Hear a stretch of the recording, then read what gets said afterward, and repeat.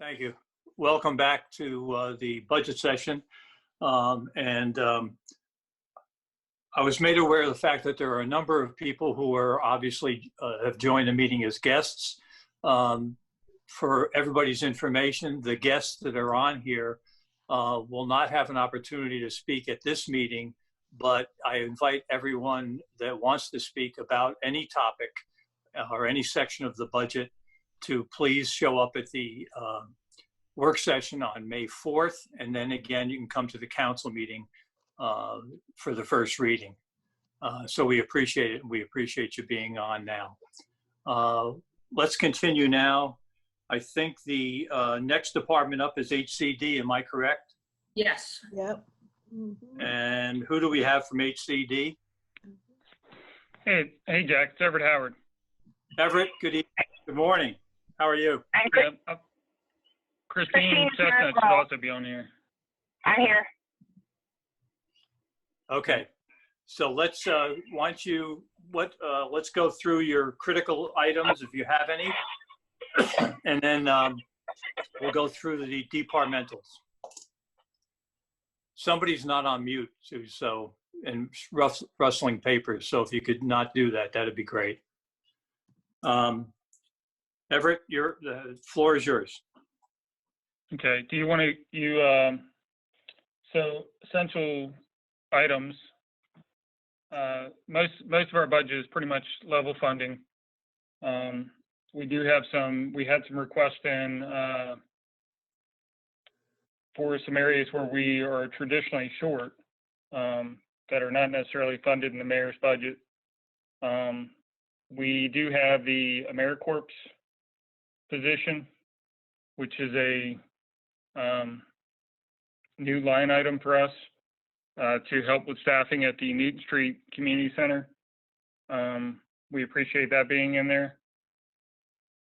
I also appreciate the 2 merit increases for 2 of my staff that have been doing an incredible job, which would be Christine Chestnut and Amber Ewer.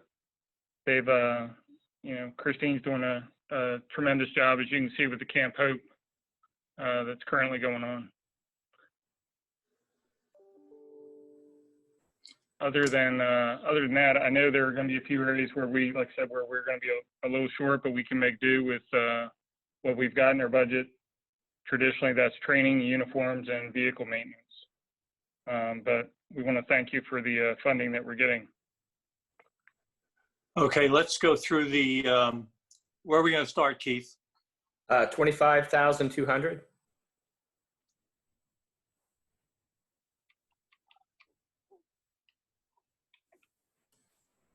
All right, I got it. Everett, if you just want to hit on any major changes in your operating budget, that's what they're looking for here.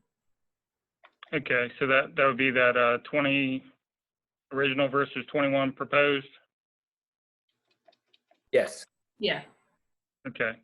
So the salaries, again, we had 2 merit increases for 2 of our employees that have been doing an exceptional job, and giving them credit for their work and what they're doing, their experience, and trying to maintain a good staffing here, which is, I would assume, most of probably what you're seeing there in the difference in the salaries and benefits.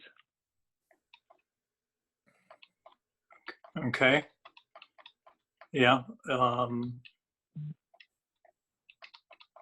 And then as you go down, you'll see the rent for the Truett Street Community Center has been taken out. That is, of course, pending the purchase that's in progress. We will no longer have to pay that rent.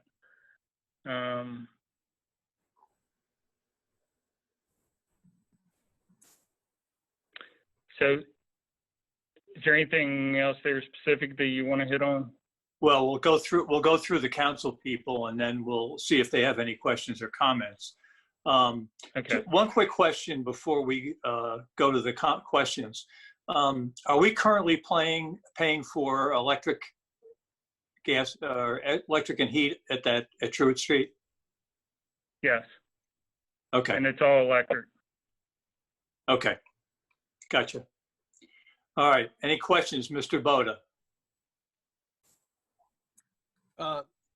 Nothing really. I'm grateful that we're making the move to purchase that community center, and look forward. It's a great location. It's a great piece of property with there's a lot of things that we can do there. So I think that's one of the best things we've done the past couple of years. So thank you, Everett, for your leadership on that. Thank you. Ms. Jackson? I really have no questions. I just want to say I commend Everett and Christine for all they do. Christine's doing a marvelous job at Camp Hope, and I'll see her at 2 o'clock. Thank you, Okay. April. Ms. Blake? Yesterday, I think I went back through my notes for each department, and one of the things that was requested was more training money. And Keith, could you talk to the training?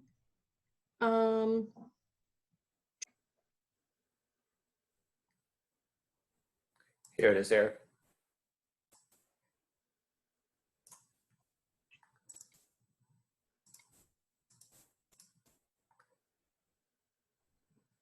Angela, you're on mute.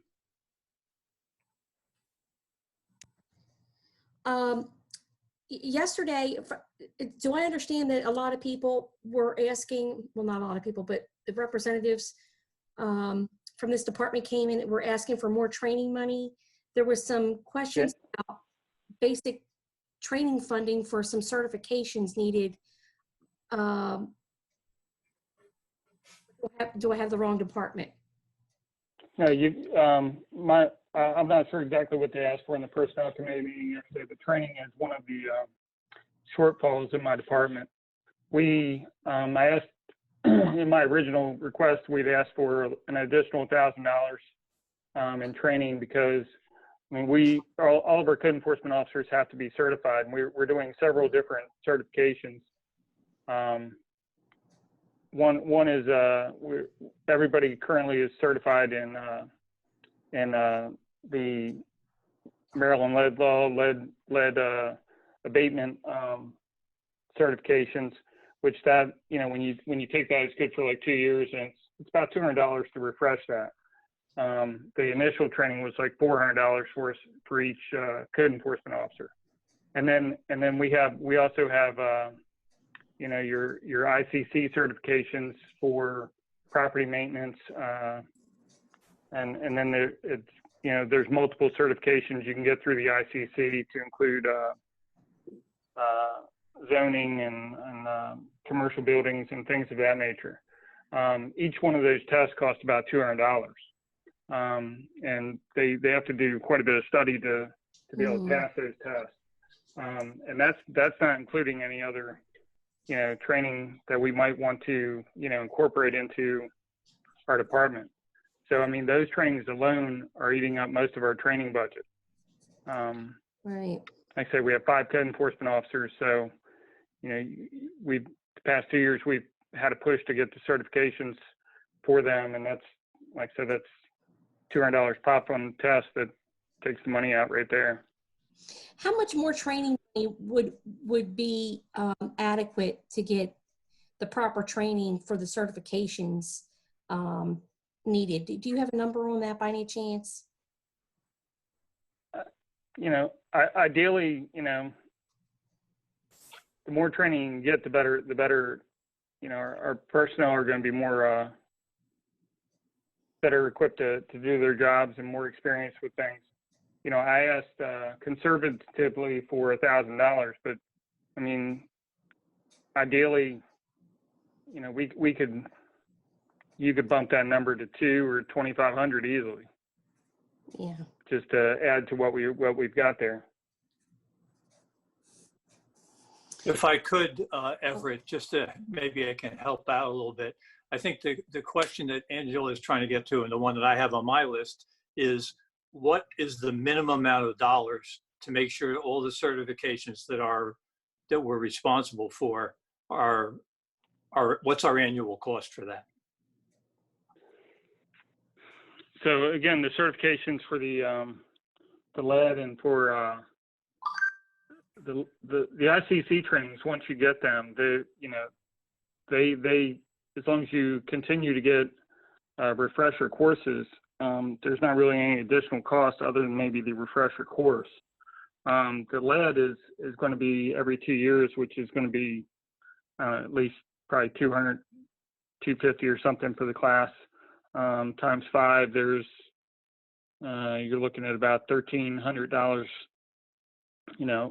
spread out over every 2 years, and I think we've got most of them are clustered within the 1 year. So I mean, Have there been any training requests from, like for Christine or Joe to go to? Do they also get trainings or have? They do. They get a lot of training through the COC, and I'll let Christine speak to that a little bit. If there's a training class, it's like Kevin and Jermichael as well. If they find a class that applies to what they're trying to improve upon, they'll go to it. I mean, Jermichael found a way to go to, I believe, Chicago for free for a youth development course through the Wycomico County Library. They actually got a grant for that. So I mean, we are seeking out different trainings and things of that nature. And it really depends on what we find out there. Yeah. So I know last year that was another issue, was the training. That was a theme that kept coming up, and I'm just trying to figure out a way. I see that as a really big need in the department. I'm just trying to figure a way that we could bump that number up to make sure that that everyone has the exact training they need. They're certified in the areas that they're employed for, and I'm just going to keep looking around for that. But I'm very much interested in the training line item. Yeah, and an exact figure. I mean, there's also courses that we can take through ACE, which is another accreditation for code enforcement officers. And I mean, going to some of those courses, they're given in throughout the country, would impact the travel budget as well. But they could easily swallow up several $1,000s just between travel and the price of the course. And so I mean, we've been stuck at this level for training since I've been here, and it's like I said, it's been short every year. Well, this is April. I really don't feel, and I'm thank you, Angela, for not forgetting this, because it just slipped my mind. But I think that training is imperative for you all because of the work that you do. And I'm all in agreement with myself. I'm gonna be honest with you increasing your budget for that training. I really am, because you need that training. You're inspecting, like you said, lead-based paint and all that. I mean, that's necessary. That's training that is necessary, and all the other training that you need to keep updated with the system. Yeah, and that's something. The lead, they didn't have anybody certified in the lead when I came in here in 2017. So, I mean, that is like I said, that has bumped our cost up a little bit. And like I said, that's a biannual recertification or refresher course that we have to take to maintain that. But we definitely would appreciate anything you can give us in training. Everett, would you do me a favor? Because I'd like to see the numbers for this coming year. Can you give me 2 numbers, or give all of us 2 numbers through an email? You don't have to do it right as we're sitting here, but if you can get back to us, like at the end of the day, for next year, what is the dollar amount for required training? And what is the balance, subtracting it from $3,000, if any, that's left for optional training? Okay, And then I can we do can that. see, I mean, the worst case is it comes out that the required training is $4,000. Then we have a real issue. But I think what Angela's talking about and what April's talking about and what I'm talking about is, what do we have left for education to enhance the capabilities of our people beyond the required?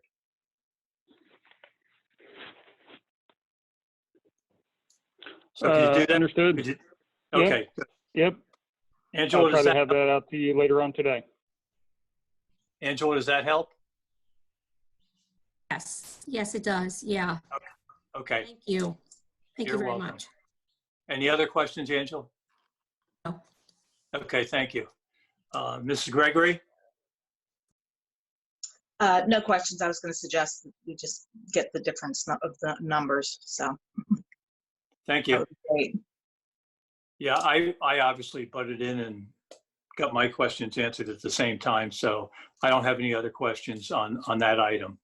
Do we have another area we need to look at? Keith? You're on mute, Keith. Possible area would be that Everett also oversees the homeless program, which has we have a transfer of, I think it's 97,300, something like that, Yeah, to cover the vouchers for the homeless. right. I just wanted to call that to everyone's attention. Okay, This is Christine. The 9730 is what we've been getting. It just allows us to maintain those that we have in housing currently. We do get a little bit of money from HUD to help with new voucher type things. But the 97.3 will cover, I have 13 households in housing right now, and that maintains their rent and utilities for the next year without adding any new people. You know, that's just, gotcha. Christine, are you anticipating any monies from HUD this year? They have. so this year, well, we normally get 36,000 something from HUD. A lot of that pays Joe's salary. Joe is still grant funded. And then part of it goes for housing, like rapid rehousing, which is temporary assistance to get you back into housing. From COVID-19, they tell us they're sending money, but nobody knows when and how much, what that looks like, what that Right. idea. We are supposed to be receiving $100,000 through CDBG, which will be specific to homelessness, in addition to the other CDBG money that, like the Debbie Stam is already received. Again, we don't know when. We're waiting for them to. We have updates every Thursday from our COC lead, and she's been communicating with them back and forth. But unless she has an update for tomorrow, she didn't have one last week, so we've just been waiting for that. Sorry for the sirens. I'm sitting in my car. That's okay, dear. I'm in my car because I've been at Camp Hope. So I don't know about that. I will say, and I know this doesn't apply to this coming year, but the following year, HUD is going to make us. So right now we have a tri-county COC. It's Wycomico, Somerset, and Worcester, and HUD sends money through the COC and they distribute to us accordingly. Next year, that's going to change. In FY22, they will be making us join the COC with the entire state. So we will be competing for funding with Baltimore City and Baltimore County and PG County and places much larger than us. We are unsure if we will get any funding for FY22. We have no idea what that looks like yet, but they're forcing us to join as the whole state have one COC, which is interesting because we meet once a month. So I don't know how that's going to look, but currently Somerset County Health Department is our agency lead. They get the money and they distribute it to us. So that will no longer happen. We're kind of a little bit terrified about that, of course, of the unknown and what that looks like. But anyway, so that's coming for FY22. So for FY21, I believe we're still going to receive the money that we've been receiving from HUD. The following year, there's going to be a challenge because of Joe's salary. That's a large portion of that pays Joe's salary. Is there a plan in place, or can we start thinking about how are we going to look at, because I know you can't do all this by yourself. One of the other priorities as I'm thinking about it is getting Joe into I guess to our converting him from grant to salary. Yeah, we talked about that, maybe doing his salary as the housing vouchers and making him so flipping the money around, essentially. The other problem with that is I don't want people to lose housing. You know, that's the money from the city is consistent and I can keep paying their rent. If the grant funding were to decline, I don't want to lose Joe as an employee, but I also don't want to put those people back to being homeless. So I don't know the right answer for that. We've talked about it. But like using grant funding for programming and city money for salaries, we will get a 20,000 again from PASS, which is for mental health. That pays Joe's salary. That pays the rest of his salary. We have no reason to expect we won't continue to get that. It's just the HUD money we expect to be cut for FY22. So that's going to look at, we're going to look at this differently going into the next, funding cycle about that position. And that seems to be a crucial position in the programming, in the homeless programming. Absolutely. I can't do all this by myself. And really Right. Joe and I struggled just to do it with the two of us. We looked at adding another case manager at some point with grant funding, but we didn't increase the housing program. So, but what we see, aside from COVID, this has been completely different, and we're working way more now than we ever have. But on a normal time, we see, I don't know, 60 clients a month, 80 clients a month. I mean, it's a lot. And that's just a one-time visit. That doesn't count the repeated times that they come in looking for resources. That doesn't count the phone calls. That doesn't count. That's just in-person visits. So now we're working way more because our job is transitioned because there's not really resources available, which is what we normally do, is give them resources. So we've just transitioned to feeding them, and of course now Camp Hope. So yeah, I mean that's where we are. It's just Joe and I serving, and we have to serve all of Wycomico County. So we serve from Fruitland to Delmar, and then Willards to Sharptown. One more question for conversation is the Americorps position. Will that is that for your program, or is that Americorps for the whole department of, or is it like a case manager for you, or is it a person for the whole? No, the Americorps position is going to be assigned to the Newton Street, primarily at the Newton Street Community Center to help with staffing. We're going to need to staff that building, pretty much whenever we have it open. So, I mean, that's to offset, some of the hours that probably primarily be evening hours, afternoon to evening hours that person fills in. Going back real quick to Joe's position, we've put in for that for 2 years now, and I have the numbers on that. That's an additional, it's impacting the budget as far as salary with benefits and all. It's about $58,000. And that will be imperative next year if we lose funding for his position. And when you say that, I'm sorry, sometimes I'm having a little trouble here, but that 58 includes like the benefits package? Yes. I think the number we had this year was $58,059. Okay.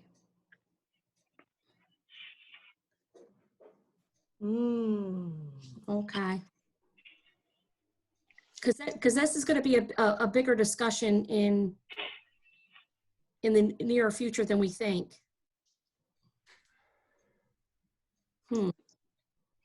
Okay. Yeah, his position is crucial.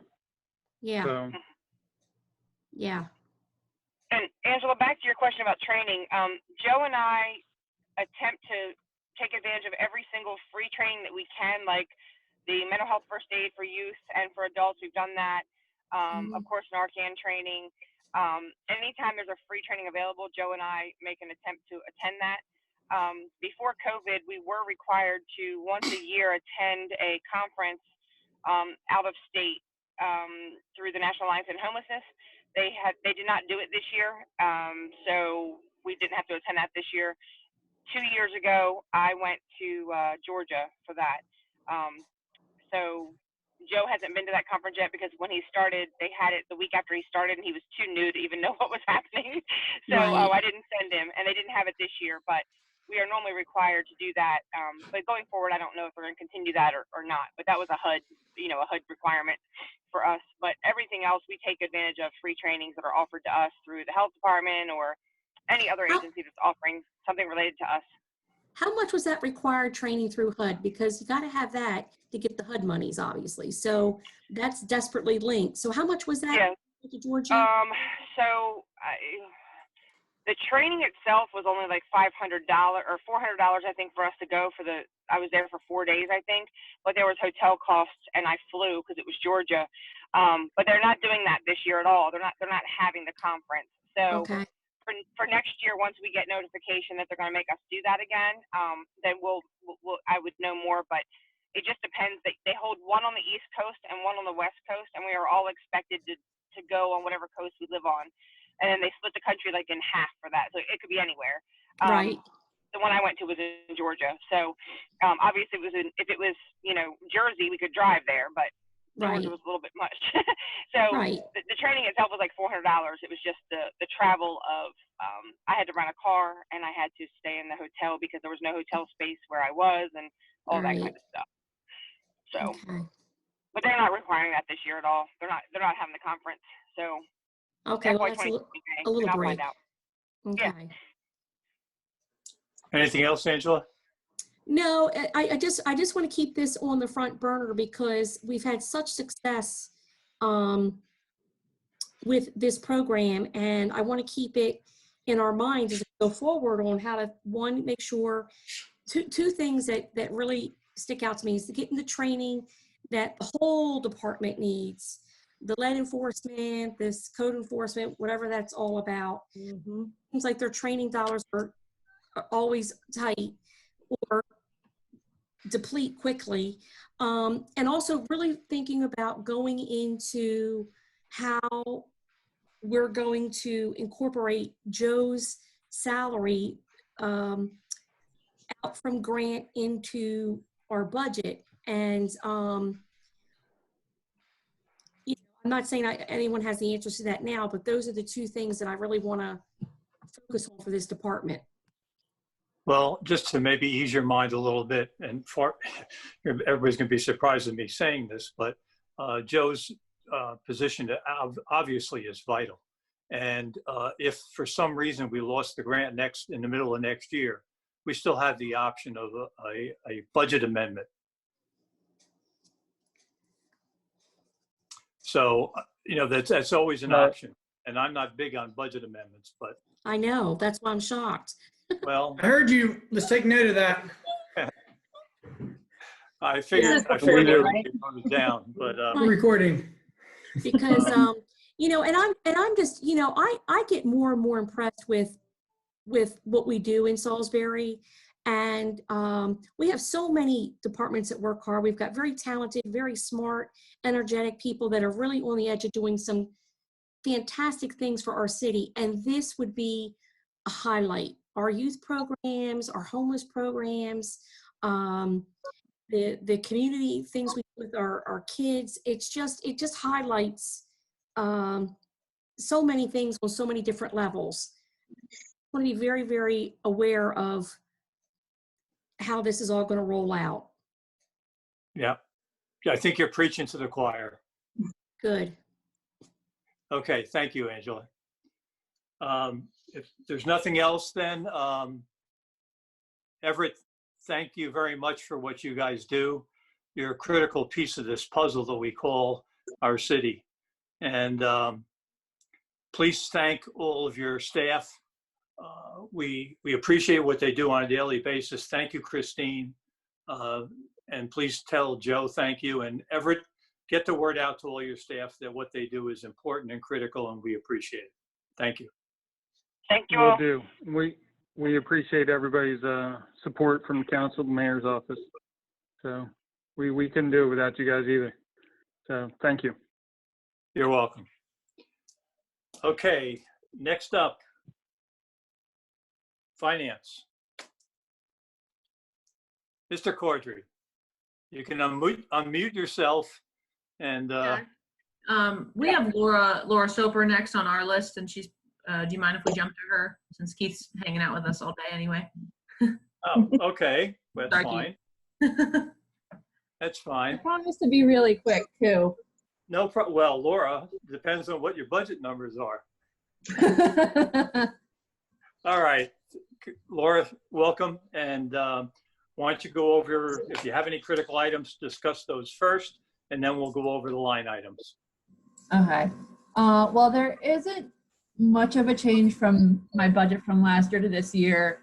One of the items you might want to look at is the salaries part-time. The 4,500 increase is to help us stay open on Saturdays and pay a staff person for Saturdays. That links into an opportunity that we have from the State Highway Authority to get signage on Route 50, and that was a requirement for that. So I think it's an opportunity for us to bring more visitors into the visitor center and expand our hours. Other than that, most of it is pretty par for course. You'll see a few reallocations in the budgets that were corrections from last year. You'll see we used to have a line item for short transit, but then we took control of the trolleys. So you'll see that short transit number was reallocated to 3 different areas: a part-time salary for a trolley driver, FICA for the trolley driver, vehicle maintenance, and gasoline. So that's basically just a reallocation of those funds. And then you'll see the reallocation from our events budget of $75,466. Last year that was put in that budget, but it was supposed to fall under the National Folk Festival. So you'll see that just got switched to a different account. Gotcha. Okay, questions, Mr. Boda? Nope. Thank you for everything you're doing, Laura. We appreciate it. Thank you. Ms. Jackson? No, thank you, Laura. Ms. Blake? No questions. I like these clean cut looking budgets. I like that. Mrs. Gregory? No questions. Okay, and you answered the questions I had about the reclass. No problem there. Is that the only account that you have? For the part-time salary or for Amy's position? No, for the business development. Keith, is there any other sections? No. Okay. All right. Laura, it's fine. I don't have any other questions. Well, I guess we gave our comments. So thank you very much. Thank Amy, please, for all the work that you both do. It's vital. It's critical to us. And you're going to have your hands full after this COVID thing's going to be over. So we're busy right now too, for sure. So yeah. we're here for the businesses, and we're here to help them, and we're reaching out to them on a daily basis. Fantastic. Thank you, Laura. Yep. Thank you. April, I heard you. April? Here, I said I'm fine. Oh, okay. Good enough. All right. Thank you, Laura. We appreciate it. Thank you, council. Have a good day. You too.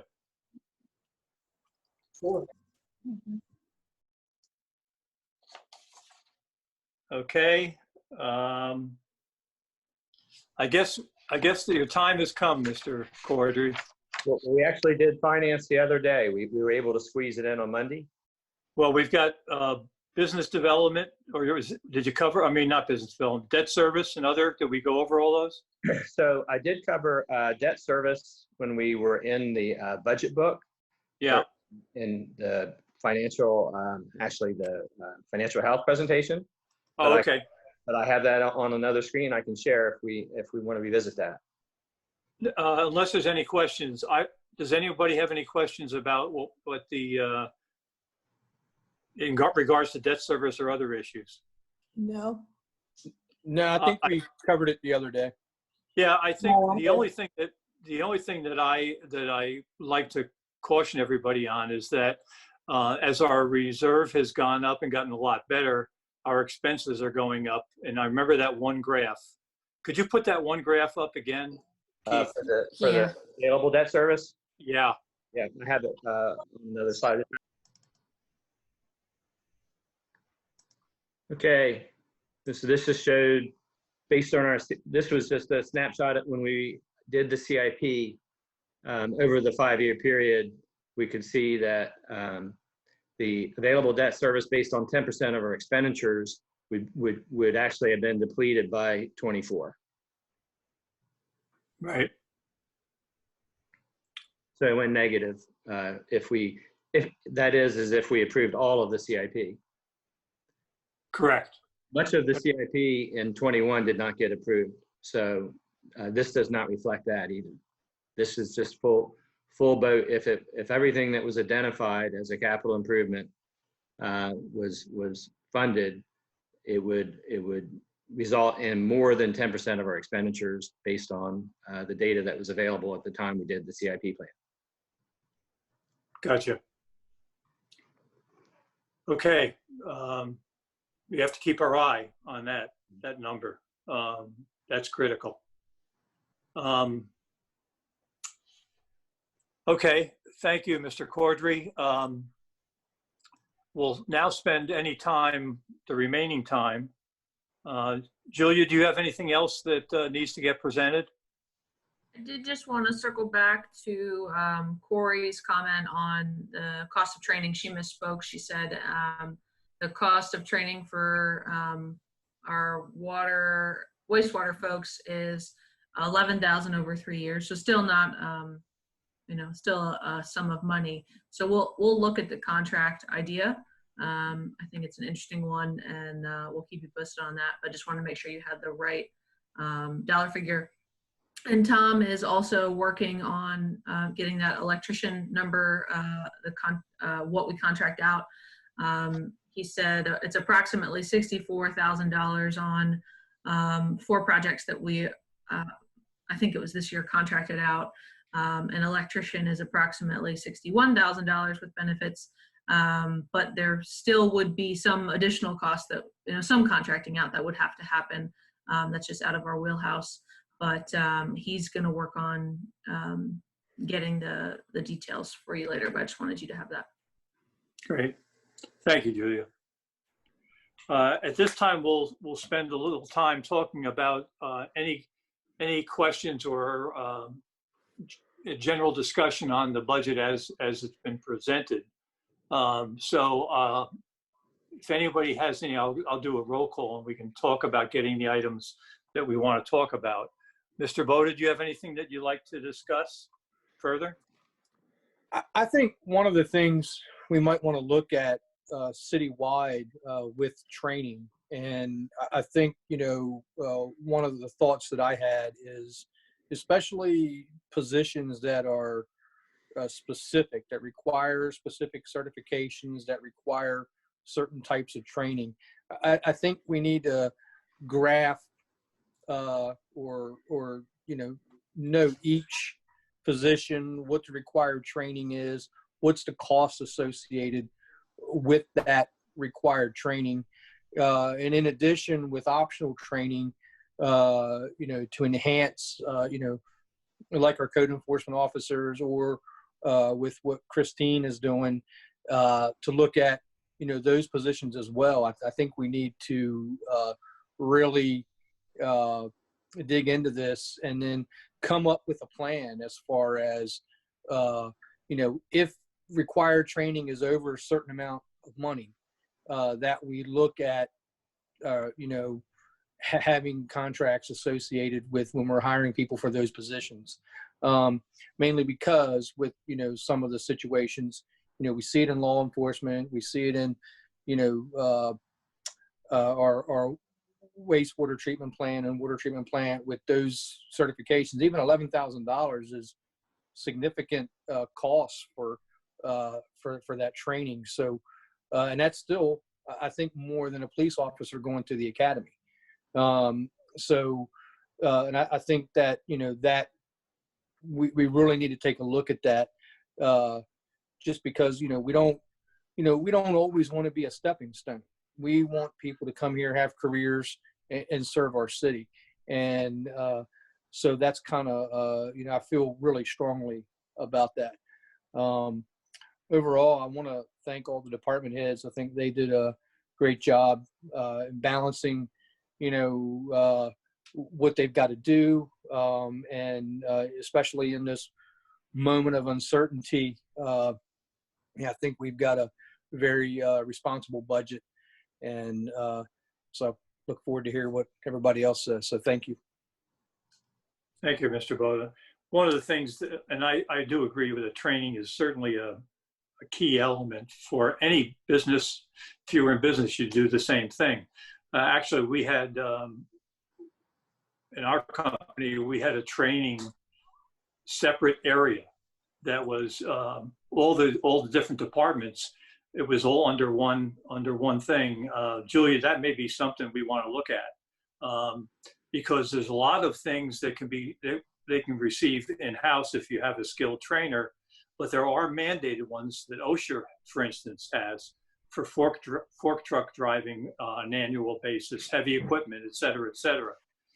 So I think that's your suggestion is a good one, to look at an overall strategy on training and see what we can, because yeah, it is frustrating when you lose it, when you train a guy like Corey did for 3 years and then he goes and gets a third more salary. That's a tough nut. And I think that we need to look at and establish, I think Angela brought it, we need to get a list of the mandated training by year, because that's something you have to fund. And then it will highlight those areas that are for personal growth. And then we can address those personal growth issues. And maybe you have to do it on a cycling basis, but who knows? I think it's worth looking at. Thank you for your comment. Jack, if I could just add on that, we'll put together a global spreadsheet on training and allocate it by, per position and the frequency and costs and things like that, and then additional training. And just so you are aware, Frank Ennis, he's our safety manager. He hosts a number of trainings on staff for the public works folks and others, and any opportunity that we can do a train the trainer, in police or fire, we do that. But obviously there are things that we just can't do, so those will go outside. But we'll make that list for you. Great, thanks. Ms. Jackson? Mir and yourself have actually addressed the training, which is very important, very vital.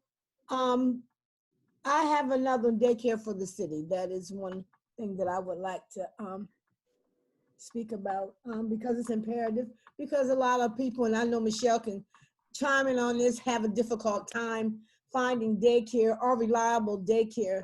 So if the city provided the daycare, it would be beneficial to the employees, because there's times when daycares are closed. And for whatever reason, they want to be closed, they just close. And I'm finding it out with my grandchildren.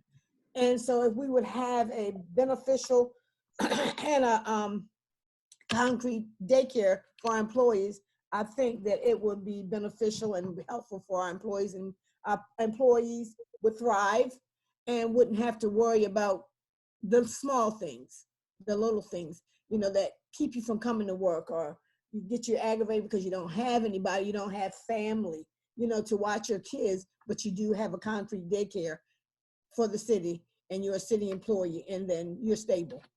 And no other excuse you could have other than being sick. Yep. And Yeah. Not to mention. April, Yeah. I do agree with you. Daycare's on my list as well, and we have an expert on our council who we can lean on. And I think, if I'm not mistaken, Andy said during one of the discussions about this that they're looking at a model that has a break even. Andy, is that correct? Yeah, so the goal, if we can really work diligently to minimize our overhead expenses and really make it affordable, there's no reason to make money off of it. So we would be looking at a break-even model just to pay our expenditures. And really important to us is trying to work on a sliding scale. One of the things that hasn't really been brought up is not only the frequency of and the accessibility to daycare, but also we have a lot of entry level or lower paying positions who are contemplating when they become a new parent, do I stay employed or not, because the cost, and we want to keep people.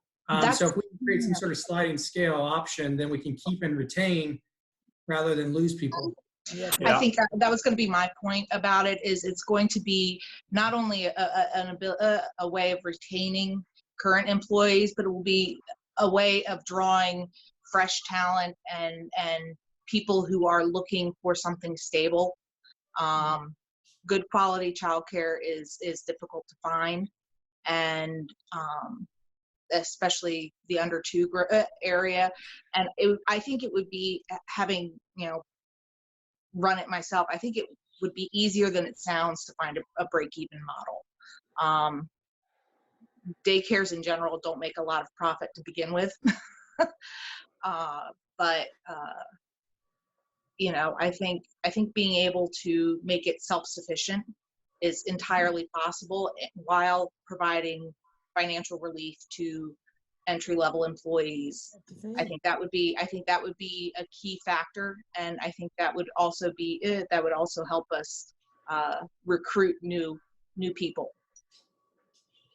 Good, thank you. I wouldn't volunteer you without asking, but would you be willing to help contribute if Andy has questions or the group have questions? Absolutely. In fact, I still have my original business plans. So if they want to pick the statistics, I know all the statistics by heart, but you know, I have up until, I think they may be a few years out of date, but I have a lot of the statistics they would need to be able to put something like that into action. So I'll be happy to forward any information they need, and it's all in one handy dandy book. Thank you. Sounds good, Michelle. We'd love to have you. Be happy to help. Good. Thank you, Michelle. Angela, anything particular on your list? Well, yeah, see my list, I've got a list. But a lot of them have been answered. I just really want to go back to the housing and community development, looking at the training, and really being mindful of the grant position with Joe and getting that into our budget. One of the other things that keeps coming up, it came up last year and it came up again this year. I wrote down here, the fire department in one of their steps, and the personnel had mentioned it, and Chief Tull mentioned it about the senior fighter position in part of their steps. This 2 years in a row. Procurement. I want to make sure that we give Ms. Miller her full computer, not half a computer. Let's make sure she can get funded that couple extra $100 to get a computer, please. I had a question about the police department's budget in a line item. I wanted to make sure that it says I think it said no overtime in 2021. I didn't know if Keith could pull that up to make sure that I wasn't incorrect. I don't, is that even feasible? Keith, can you pull that up? I didn't think they No eliminated it, increase. but they reduced it. They reduced it? Okay. Because for some reason, I could have been looking at the wrong line and been like, whoa. Keith, will you pull that up for us? Sure. Just to make sure I'm not talking out the side of my neck. I did just want to double check with that because I can't imagine that even being feasible.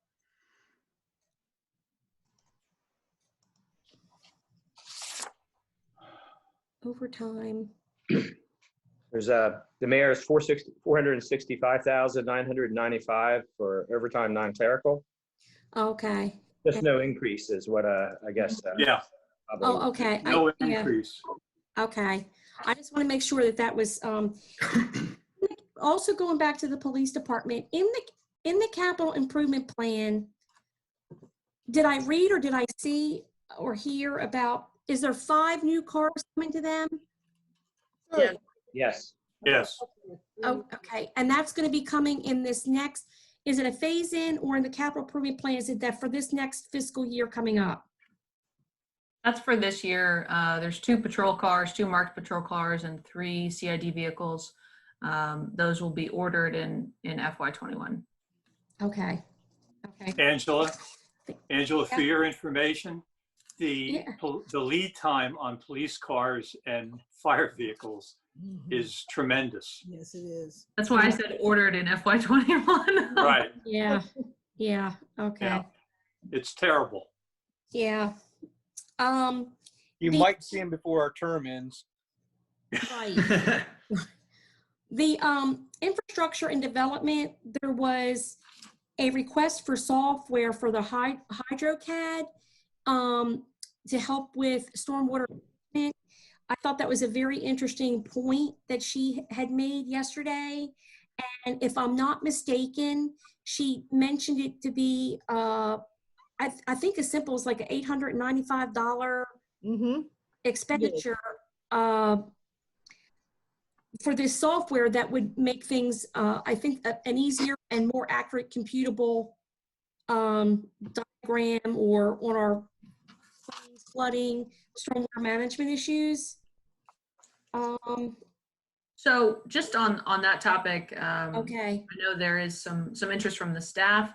The supervisors in DID are not in favor of that software for whatever reason. I don't know the details of how it works, but I did bring it up with Amanda after the personnel committee spoke about it with us originally. So for whatever reason, they don't support it, but. Okay. Apparently they also brought up cars, that their cars were, this was the department that said that the cars were really, really old. And is this, were they also talking about carrying the oil cans with them into changing the oil? Yeah, they were. Hang on, let me Yeah, check they were. They were I'm trying to make sure I get the right department. 20-year-old vehicles. Right. One of them was like over 20 and they were having to carry oil around with them. And Yeah. yeah. Is there any plan in anywhere to address their vehicle concerns or to get something more reliable for that department? I mean, we certainly could. I mean, it just came down to, so many requests versus, the room to make it all happen. Yeah. The folks that drive those vehicles didn't put that forward as a need to Amanda. So she didn't bring it forward. So I think, I see. trusting Amanda, she's got a good handle on it. So. Okay. Okay, I was just double checking and I hear that. And then going back again with field ops, they had a tremendous list of things, and I know they did last year too.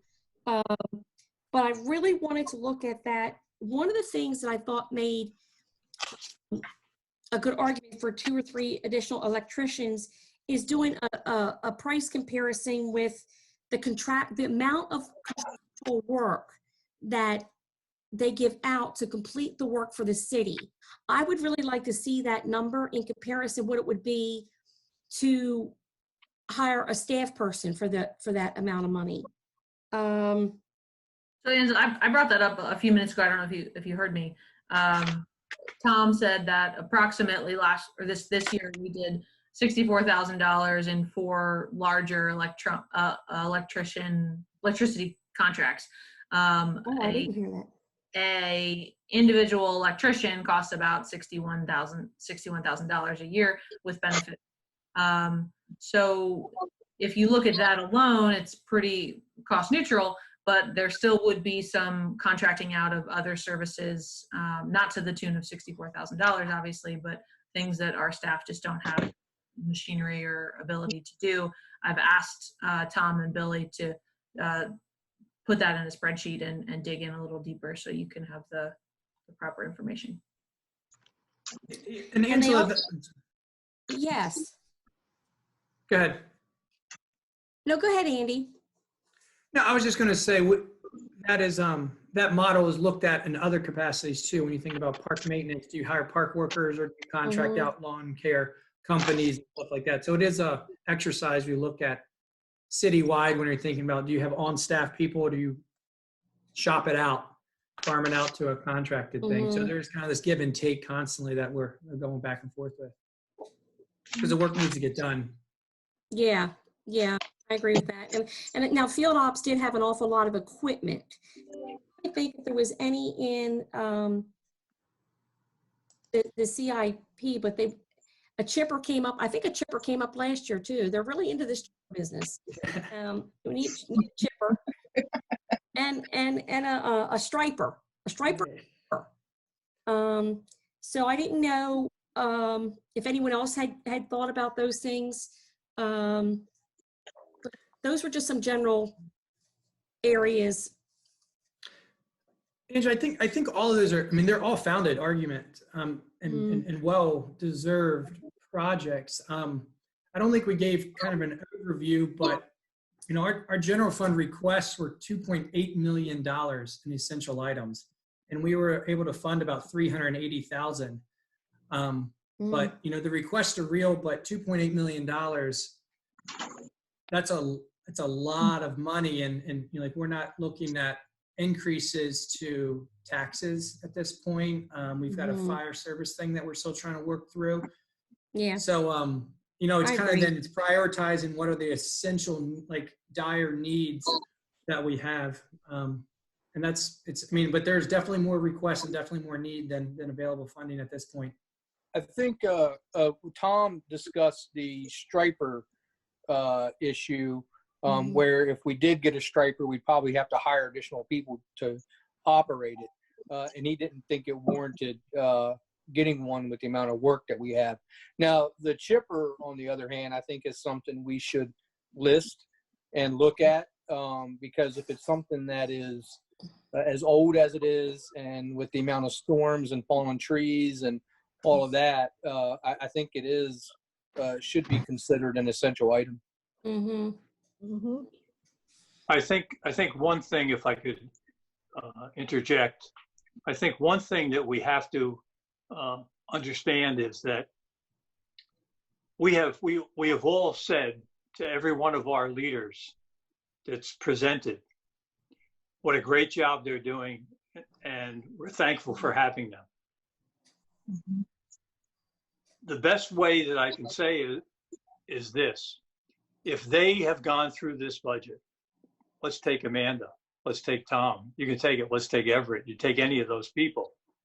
They have made the best decisions that they could, given the information they had. Now, I can clearly remember Tom saying, look, I know this chipper is one of those pet things, and it's been on for 2 years, but really, I needed a dump truck more. Yeah. Remember him saying that? And we have to, at some point, we have to say, you know what? If we trust our people, and they've made the choice, and I had, actually, Angela, I had on my list the CAD program that you had, without knowing or asking if Amanda said, I'm not sure that's really what we need. because there are a lot of other people that may have been, and I got the gist that that was a personal choice from the individual who was giving that presentation that time. So we've got to depend, at least I do. I depend heavily on the people that we have that are running the different positions. And it's hard. I mean, I'd love to give, if you look at the personnel requests, I'd love to give everybody everything, but it's just impossible and it's hard to do. And remember, if I ever have a doubt, the thing that I say, if we raise taxes, the people who are going to be affected are the people that can afford to be affected the most. And it's a tough thing, and it's no one said it's easy, but I can't disagree with anything that anybody has said so far about we wish we could do these things. And like I said, if we have to, we can use surplus, but you just saw the debt thing, and who knows, given the COVID situation that we're in right now, You're right, Jack. what unforeseen expenses are we going to have, or what unforeseen loss of revenue are we going to have in the coming year that we may have to use up some of that surplus? I agree. I mean, we've been there before, and it's not pretty. Okay, we're left up with Angela. Any more? Angela, you okay? Yeah, I just wanted to revisit these things and just, I had taken notes and filtered them out, and, it's good to have feedback. I didn't realize that Amanda wasn't up for that software and stuff like that. So it's really good to have a discussion to get feedback from everybody. Yep. And remember, again, we are going to have more time to come back to any of these things on May 19th. We'll see. We have work sessions coming up, so we have the ability to continue these things, and I think it's important to get them listed, and then we'll go over them one by one. Okay? Yep. All right, Mrs. Gregory, you're up. So we already covered the daycare thing, which was obviously going to be a big thing for me. Another thing that I'm concerned about that we've discussed in this week is the pay for the firefighters. And I'm sure you're sympathetic to this as well. The volunteers. Yeah, these folks are going to be on the front lines, and with the press release coming out the other day of our first city person being tested positive for the COVID-19, these guys are on the front lines. I have a huge amount of respect for the work that they do, and I really do feel like if we're going to put we need to put our money where our mouth is, as far as making sure that they're getting some sort of an increase. So that was something I would like us to look at. Okay. If I could maybe just bring you up to speed, because this is your first budget session. Mayor, correct me if I was wrong. I'm not sure if it was last year or the year before we did that complete overhaul of the pay scales and the additional jumps. Was that last year? Yes. 2 years. It was 2 years 2 ago. years ago. Yeah. 2 years ago. Okay. And Okay. we made significant changes, Michelle, Okay. in the structure of the fire service. And I don't remember off the top of my head. Keith, do you remember what the impact of that was? Not offhand. Could you maybe look back and get that information for us? Yeah. When we've been please through that do. whole thing, it was pretty significant. Okay, good. I know what these guys are putting themselves up against, and I wanted to make sure that they were getting taken care of. Yeah, So. no, I hear you, and I'm sure you do. I know you're. I've been there. Yeah. But then I'm again, sure. we run into places where nobody else would want to go anyway. Oh, absolutely. I mean, these, You know, and like I said, at the time when we were speaking to them, I unfortunately have these guys come out, the paramedics and the fire guys come out to my house pretty frequently for my son. And they have always been amazingly compassionate and professional, and they do an amazing job, and it's tough. It's a tough job that they do, and I want to make sure that we're taking care of them. So yeah, if I could get that information, I would be really grateful. I second that. Thank you. Everything that I had on my list is on this list, so I think we'll do some work.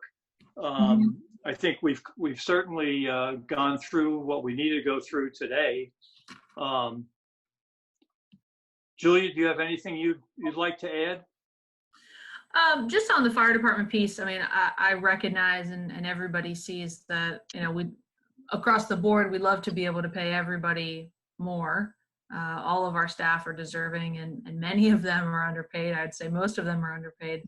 But again, it comes back to, how much we're able to spend overall and put that burden on the taxpayers. We did look heavily at the fire department 2 years ago and the police department three years ago.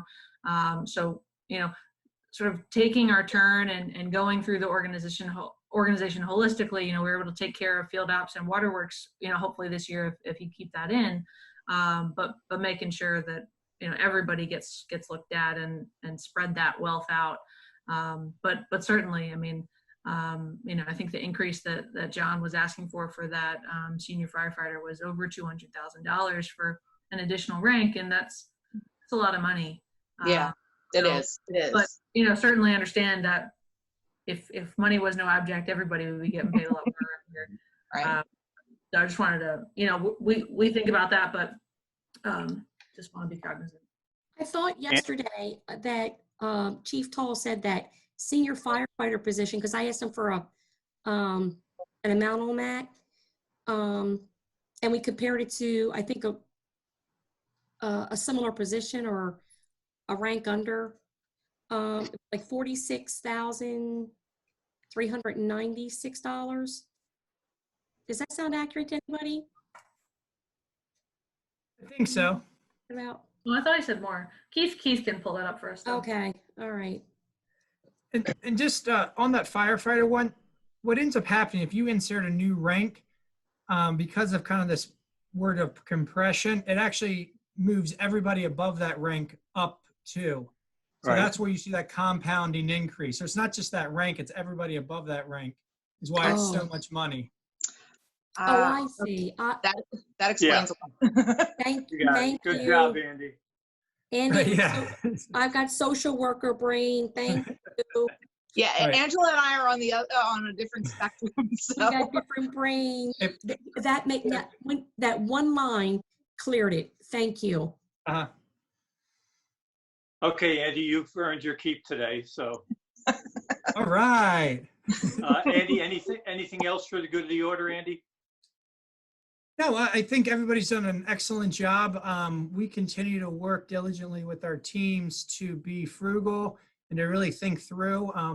One exercise we've been looking at recently has not just been thinking about our budgets in an annual thing, but more of like a CIP, 5-year planning and understanding, every request that was asked this year, those needs are still going to be here next year.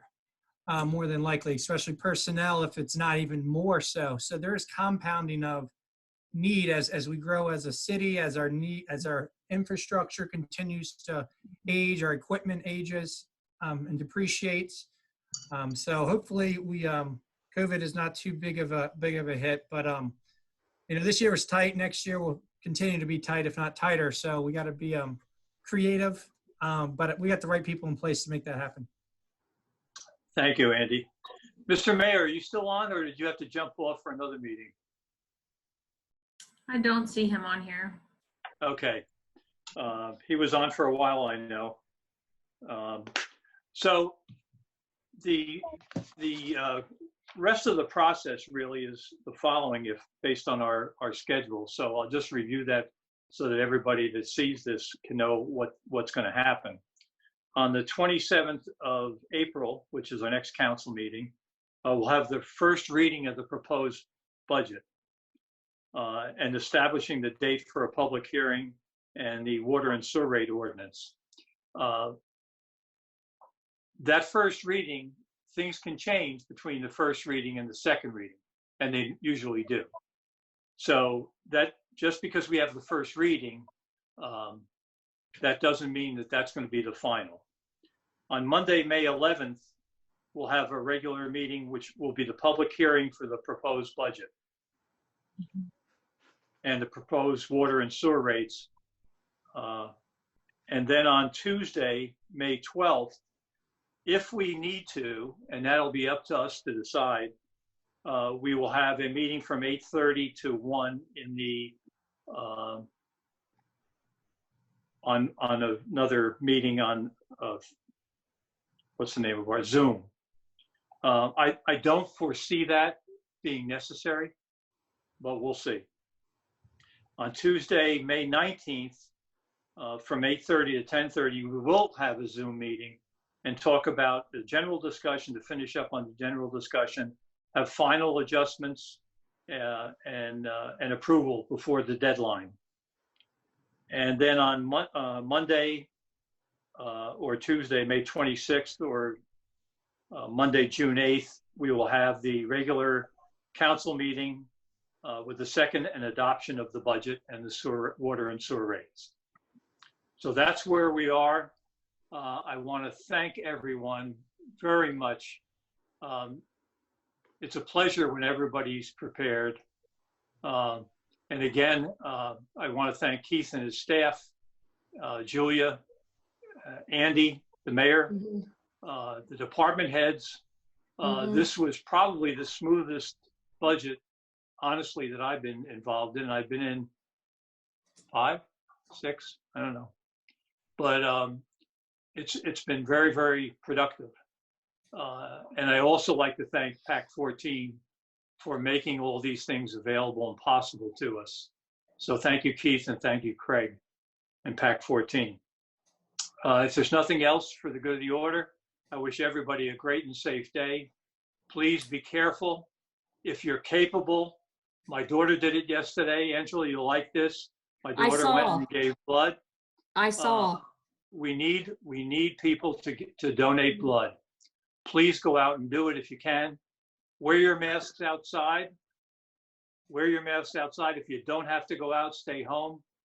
We're gonna beat this thing. We're getting close to the peak, I think, and we'll come out of this a better, stronger Salisbury. Thank you, everybody. Have a great day. Take care.